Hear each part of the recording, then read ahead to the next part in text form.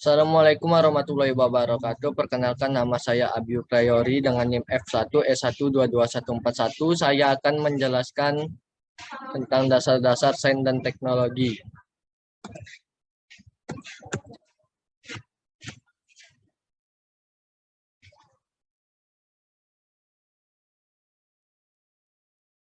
Empat macam pengetahuan menurut Burhanuddin Salam. Satu, pengetahuan biasa. Pengetahuan biasa adalah pengetahuan tentang hal-hal biasa ataupun pemahaman manusia akan suatu objek tertentu yang terdapat dalam kehidupan sehari-hari. Pengetahuan biasa disebut dengan istilah common sense. Dua, pengetahuan ilmiah. Pengetahuan ilmiah adalah ilmu sains yang memperoleh pengetahuannya dengan menggunakan metode tertentu. Pengetahuan tersebut diperoleh melalui observasi, eksperimen, dan klasifikasi. Tiga, pengetahuan filsafat. Pengetahuan filsafat adalah pengetahuan yang diperoleh dari pemikiran yang bersifat kontemplatif dan spekulatif. Filsafat membahas hal yang lebih luas dan mendalam. Empat, pengetahuan agama. Pengetahuan agama adalah pengetahuan yang diperoleh dari Tuhan melalui para utusannya. Pengetahuan agama bersifat mutlak dan wajib diyakini oleh para pemeluk agama. Pengetahuan ini berisi ajaran tentang cara berhubungan dengan Tuhan dan dengan sesama manusia serta informasi mengenai hari akhir. Pengetahuan dan kesadaran. Pengetahuan adalah informasi yang didapat untuk memperoleh pemahaman, pembelajaran, dan pengalaman. Pengetahuan bisa berasal pengetahuan ilmiah dan pengetahuan karena pengalaman. Pengetahuan adalah hasil tahu melalui panca indera manusia, misalnya indera penglihatan, pendengaran, penciuman, rasa, dan raba. Menurut Hatta, pengertian ilmu pengetahuan bahwa ilmu pengetahuan adalah pengetahuan atau studi yang teratur tentang pekerjaan hukum umum, sebab akibat dalam suatu kelompok, masalah yang sifatnya sama baik dilihat dari kedudukannya maupun hubungannya.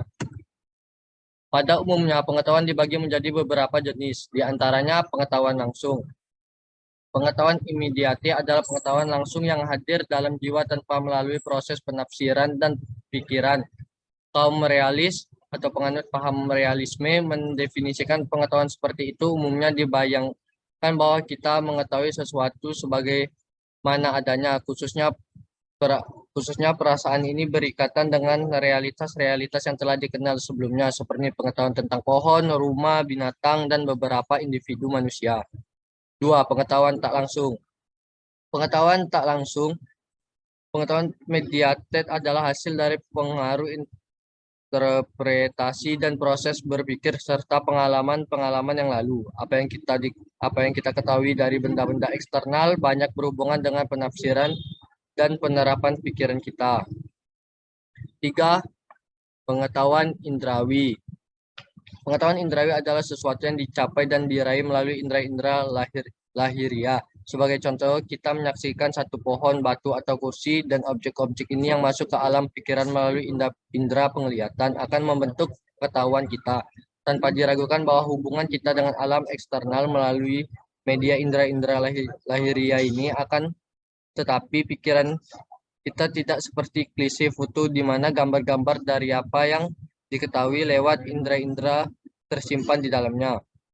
Pada pengetahuan indrawi terdapat beberapa faktor yang berpengaruh seperti adanya cahaya yang menerangi objek-objek eksternal, sehatnya anggota-anggota indera badan seperti mata, telinga, dan lain-lain, dan pikiran yang mengubah benda-benda partikular menjadi konsepsi universal, serta faktor-faktor sosial seperti adat istiadat.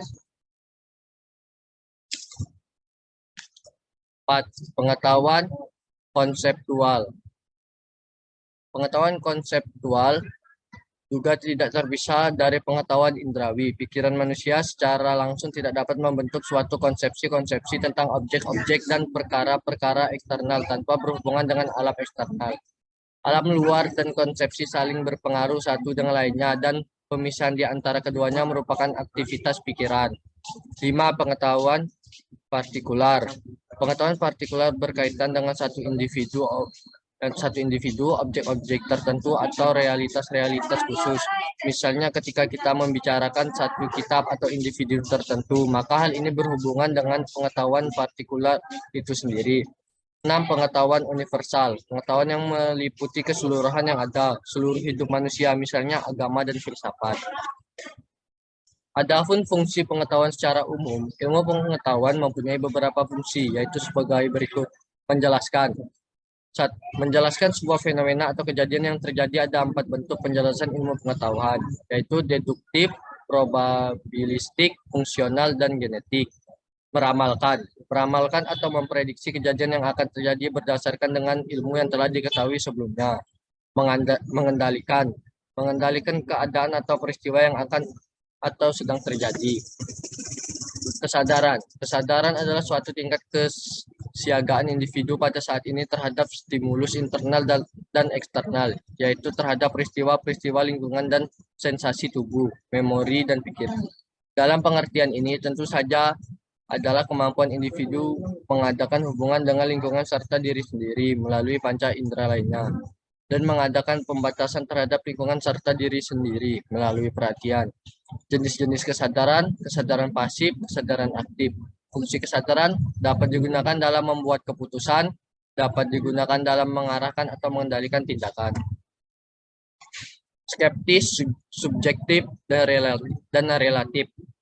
Skeptis. Skeptis merupakan sikap meragukan kebenaran atau menangguhkan persetujuan atau penolakan. Sikap skeptis berasal dari skeptisme. Istilah skeptisme berasal dari kata Yunani skeptomai, yang secara harfiah berarti saya berpikir dengan seksama atau saya lihat dengan teliti. Skeptisme dapat dibedakan menjadi 2, yaitu skeptisme mutlak atau universal, 2 skeptisme nisbi atau partikular. Skeptisme mutlak merupakan sikap yang secara mutlak mengingkari kemungkinan manusia untuk tahu dan memberi dasar pembenaran. Skeptisme nisbi merupakan sikap tidak meragukan segalanya secara menyeluruh. Skeptis ini merupakan varian yang hanya meragukan kemampuan manusia untuk tahu dengan pasti dan memberi dasar pembenaran yang tidak diragukan lagi untuk pengetahuan dan dalam bidang tertentu. B. Subjektif. Subjektif adalah sebuah pemikiran atau pernyataan yang berlandaskan pendapat atau perasaan orang yang mengungkapkannya. Dalam dunia ilmiah, sikap subjektif sangat dilarang karena akan mempengaruhi hasil penelitian ilmiah. Tapi dalam kehidupan sehari-hari, sikap ini sering dimiliki dan dijadikan fondasi saat menyampaikan sebuah informasi. Contoh subjektif, karya seni, hubungan, kecantikan, dan acara televisi. Landasan pemikiran.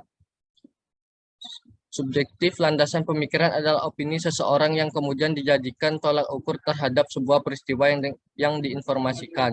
Jadi ketika orang melakukan investigasi ulang akan terlihat beberapa perbedaan informasi yang didapat dan bisa menyebabkan kesimpulan yang berbeda. Kata pendukung. Pernyataan subjektif kata pendukungnya adalah biasanya, agak, sepertinya, menurut saya. Sehingga tidak ada kepastian yang diberikan terhadap sebuah pernyataan sehingga bisa membuat orang berpikir 2 kali untuk mempercayai pernyataan tersebut. Sudut pandang. Sudut pandang subjektif lebih kepada pendapat pribadi tentang sebuah peristiwa yang diinformasikan sehingga terkadang tidak terjamin akurasinya. Dampak yang dihasilkan. Dampak subjektif tergantung kondisi, bisa membawa manfaat namun bisa juga membawa masalah yang lebih besar. Subjektif tidak disarankan dalam mengambil keputusan karena cenderung akan terjadi keberpihakan terhadap sesuatu, baik itu keputusan terkait masalah pekerjaan, ekonomi, atau hubungan dengan orang lain.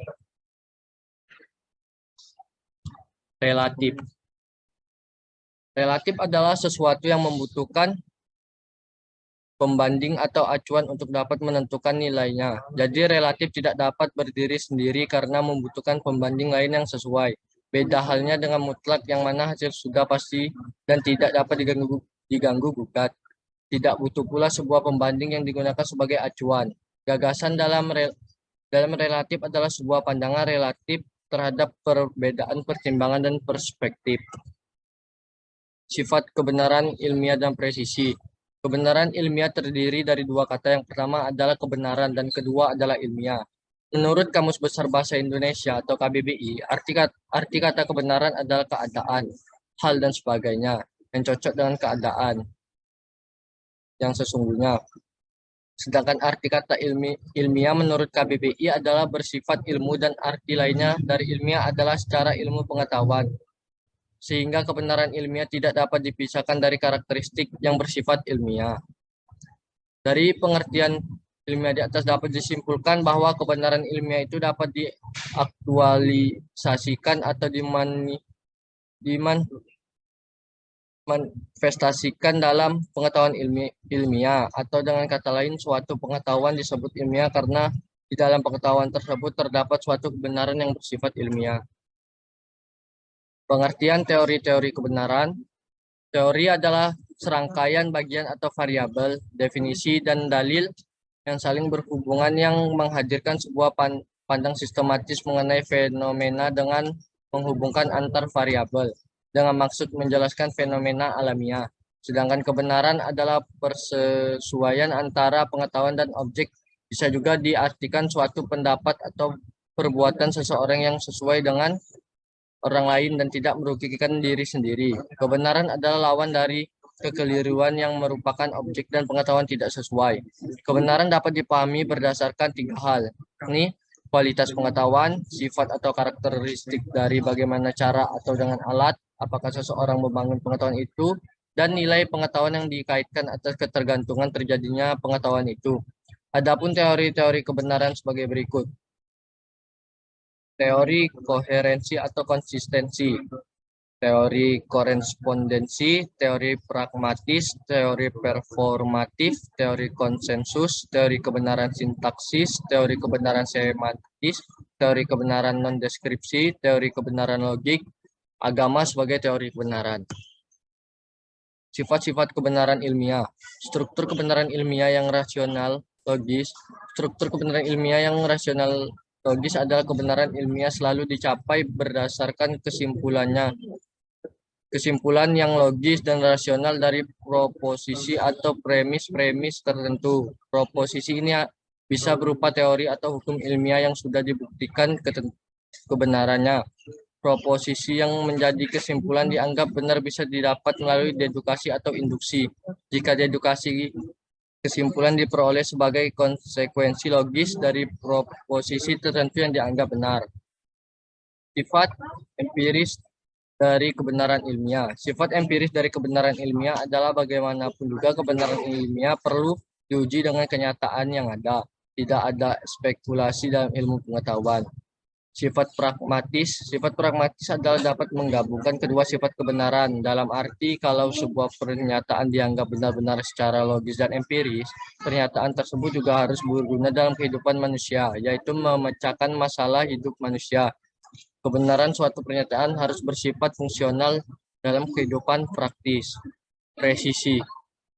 Presisi dalam KBBI memiliki arti ketetapan, ketelitian yang mana sifat kebenaran ilmiah ini harus tepat dan juga teliti dan sebelumnya sudah melakukan pencarian penelitian terkait apa yang dicari.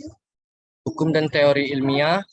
Hukum ilmiah adalah perkembangan lebih lanjut dari hipotesis yang mengungkapkan hubungan sebab akibat antara peristiwa yang satu dengan peristiwa lainnya. Setiap hukum ilmiah bagaimanapun tetap mengandung unsur hipotesis walaupun bersifat lebih pasti. Selalu saja kebenaran bersifat sementara atau tidak definitif, selalu ada kemungkinan. Teori ilmiah. Teori ilmiah merupakan sebuah kumpulan pernyataan yang saling berhubungan dan didukung dengan baik, menjelaskan berbagai pengamatan dan dapat digunakan untuk membuat prediksi yang dapat diuji. Teori ilmiah menjelaskan suatu kerangka koheren yang sesuai dengan kata pengamatan. Ciri-ciri teori ilmiah: observational nesting, fertility, track record, inter-theory support, smoothness, internal consistency, compatibility with well-grounded, metaphysical belief, similitude. Proses terbentuknya hukum ilmiah. Dilihat melalui garis historis, hukum sains dapat ilmiahi berdasarkan suatu percobaan secara ilmiah, tetapi dalam bentuk kepastiannya, hukum tidak sama dengan hipotesis. Hipotesis merupakan langkah menuju dirumuskannya teori dan hukum. Tahap merumuskan hipotesis juga mengacu pada hukum lain yang sedang berlaku saat itu, karena tidak ada hukum yang lahir secara tiba-tiba tanpa adanya hukum lain yang mendukungnya. Ada juga hukum tersebut dibuat atas dasar pemikiran yang kritis atau bisa juga dengan suatu keadaan yang sekedar tidak sengaja. Teori dan hukum ilmiah. Apa itu teori dan hukum ilmiah? Hukum sains merupakan suatu pernyataan di dalam dunia ilmu. Ilmu yang bermula dari suatu hipotesis dan dibuktikan dengan percobaan-percobaan yang menyangkut teori-teori hipotesis. Dalam sejarahnya, hukum sains bisa diilmiahi sesuai suatu percobaan secara ilmiah. Berada juga hukum tersebut dibuat atas dasar konsep yang kritis atau dengan sesuatu kondisi. Coba-coba bahkan atas sesuatu yang tidak sengajaan atau kebetulan. Teori hukum. Hukum dengan filsafat hukum, ilmu hukum, normatif, dan hukum positif. Ada yang menyamakan antara filsafat hukum dengan teori hukum. Menurut Imre Lakatos, teori adalah hasil pemikiran yang tidak akan musnah dan hilang begitu saja. Pada dasarnya merupakan keanekaragaman dalam sebuah penelitian. Teori di sini berisi memahkotai sistem, terdiri atas hukum-hukum ilmiah, pernyataan-pernyataan umum yang memuat hubungan antara fakta atau gejala, berfungsi untuk membereksplanasi, prediksi, dan pemahaman terhadap berbagai fakta atau gejala. Mungkin itu saja dari saya. Mohon maaf jika ada kesalahan. Wabillahi taufiq wal hidayah. Wassalamualaikum warahmatullahi wabarakatuh.